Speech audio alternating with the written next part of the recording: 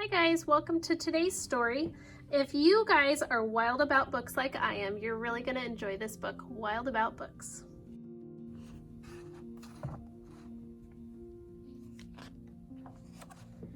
It started the summer of 2002 when the Springfield librarian, Molly McGrew, by mistake drove her bookmobile into the zoo.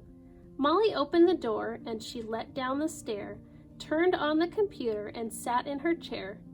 At first, all the animals watched from a distance, but Molly could conquer the strongest resistance.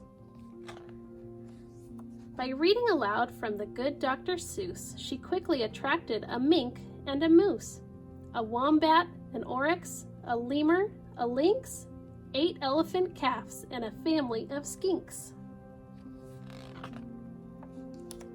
In a flash, every beast in the zoo was stampeding to learn all about this new something called reading.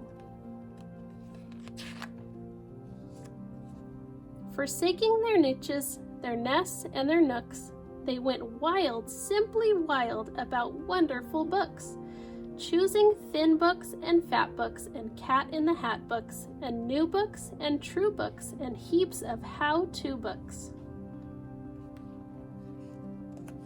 Giraffes wanted tall books, and crickets craved small books, while geckos could only read stick-to-the-wall books. The pandas demanded more books in Chinese. Molly filled their request, always eager to please. She even found waterproof books for the otters, who never went swimming without Harry Potter.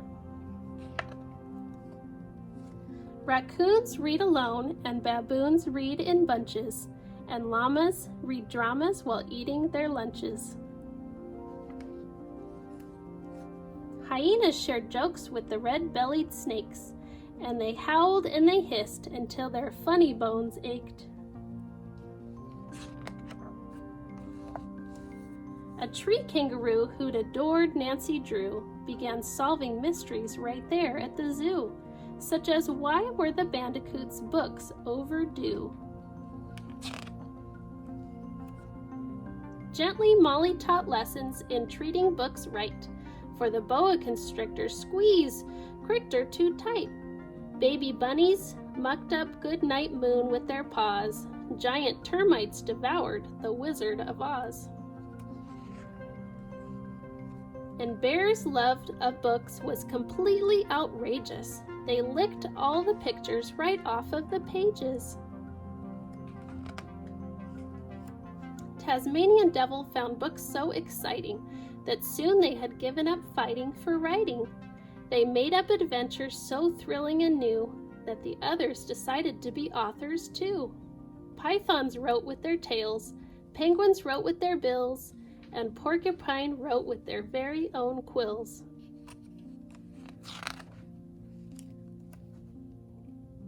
At the new insect zoo, bugs were scribbling haiku. The scorpion gave each a stinging review. As the cheetah's new novel began to take shape, he read chapters each night to the Barbary ape. And although the gazelle couldn't spell very well, like everyone else, she had stories to tell. Imagine the hippo's enormous surprise when her memoir was given the Zulitzer Prize. With so many new books, Molly knew what to do. She hired 12 beavers, a stork, and a gnu to build a branch library there at the zoo. Then the animals cried, "We can do it ourselves. We can check the books out. We can put them on shelves." And they did, and they do, up to the very day. 3 cheers for the Zoobrary. When you visit the zoo now, you surely won't mind if the animals seem just a bit hard to find. They're all snug in their niches, their nests, and their nooks, going wild, simply wild about wonderful books.